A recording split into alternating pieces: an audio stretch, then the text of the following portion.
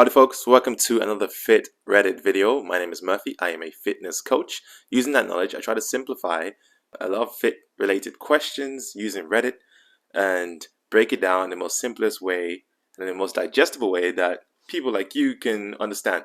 By the time I am recording this video, it is the 3rd of January, so Happy New Year. But by the time this video comes out, it'll probably be March or something because I tend to batch make these videos just so I can have them scheduled. I just like being organized like that. If you are someone who has a fit related goal for this year, I hope you achieve that. I know people don't tend to do New Year's goals just because it can be almost unachievable sometimes, I find, but I love doing them. It makes looking forward to the New Year's even more fun. So hopefully you can utilize this channel and kind of help kickstart and get you more into that direction of training and being more consistent. So we're going to hop right into the first question. Looking to see if there is anything I can add to my chest workout. Currently doing a bench press, incline bench press, and chest fly. I do back in between exercises, and if I am feeling very motivated, I will end my workout with some standard push-ups until failure. Cool. I like so far how he's structuring the thing. So he's got incline bench press, upper chest, and chest flies, which are pretty good for getting a good deep range of motion for that chest tissue. But I wouldn't do the much push-ups to failure unless you're just doing it just for the kick out workout. Just keep the other exercises as they are and just progressively overload. So progressive overload is just simply progressively overloading the weights. So that could be by increasing the weights through time and duration. The repetition, the tempo, changing up the tempo, so it'd be increasing the tempo or slowing down the tempo. That could be a form of progressive overload. So just that alone, and eating the right portion size of food and getting your whole foods in and your proteins, that would be enough for you to see a good adequate difference in your muscle size. Okay, on to the next question. Is cutting on a low protein diet completely counterproductive or just not ideal? I travel a lot for work, long haul pilot, as in like he's a long haul pilot. That's pretty impressive. And for social reasons, I've been eating out a lot. I also have a lot of meals provided for me. These aren't purposefully low protein meals, just regular food. I have a problem meeting my calorie goals and my workouts are okay. But about 50% of my days is in a given month. I'm really only getting 80 to 100 grams of protein. I weigh 170 pounds, so 77 kilograms, and eat at 500 calories deficit. When I'm at home, I usually eat 150 to 170 grams a day.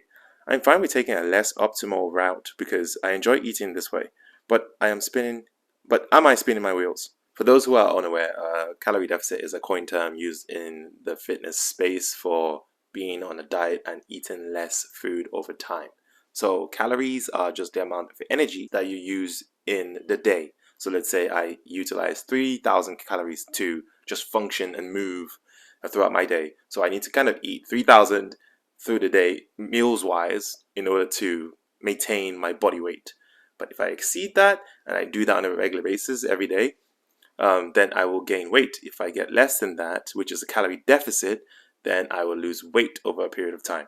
In the protein world, in the fitness world, protein tends to be a very talked at conversation when it comes to building muscle because it is an essential macro which is needed. And to be fair, it's probably one of the most essential macro that if you take that out of your diet, you will start to see adverse reactions in your body as opposed to other macros for the long run. But to answer the question very simple, he requested, is it counterproductive to cut on a low protein diet?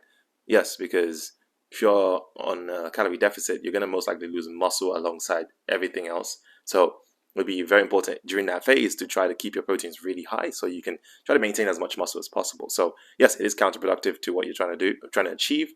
However, he did mention that you eat 150 grams to 170 grams. So that's already really good. That's the amount that you probably need in terms of trying to build muscle. And I'm sure you said you had no issue trying to maintain your calorie goals every day. So that's good.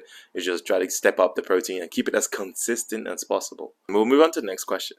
This says, not a rant, just a question. Am I doing something wrong if my last are a little sore after dumbbell bench press? I think he means lats or she means lats. That's a latissimus dorsi. That's that wing type muscle just at the back right here. So the question was, am I doing something wrong if my lats are a little bit sore after dumbbell bench press?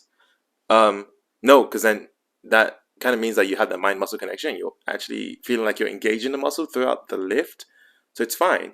But the question is, do you mean like, are you sore the next day all the time? Then yes, that is an issue. That might mean you might have some deficiencies in your food somehow.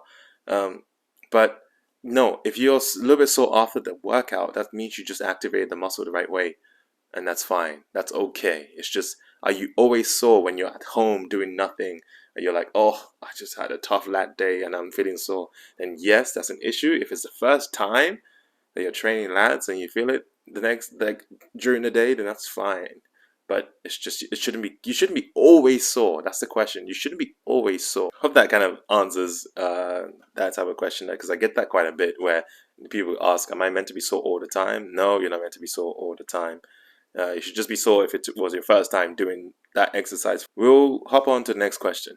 What is the purpose of flexing in the mirror? Is it really to monitor your gains, or are you just trying to impress the dudes in your general area? So don't quote me on this if you are a bodybuilder. I doubt bodybuilders are going to be watching this video. But if you're a bodybuilder, I'm pretty sure you flex your muscles to for show. So you're trying to practice the flexing moves that you're meant to do in the competition. If you're a bodybuilder, that's what I'm saying. But if you're just an average person just flexing the muscles, then you're literally just doing it for show. Like, you're trying to see it yourself, or you're trying to show off. I most likely think people are doing things most likely for themselves, and to some degree doing it for other people too. As in, like, they're like, yeah, you look at me, I have really big chest or big biceps. If you're flexing in the mirror, yes, but I think when I flex, I already flex, which is crazy. But yeah, when I flex, I tend to do it by myself. I try to make sure I'm private in that room. If I see a mirror, I'm gonna flex a little bit, but I wouldn't do it if there's people around me. But it is just for show. Like, you're just trying to see how your muscles look. It's nice when you see a good looking physiques, especially on yourself. So yeah, it's just mostly just for show on yourself, really. And I think the general question was, is it to monitor your gains? Yes, for the most part, it is to kind of just monitor your gains and see, oh, is this looking bigger or is it looking more vascular?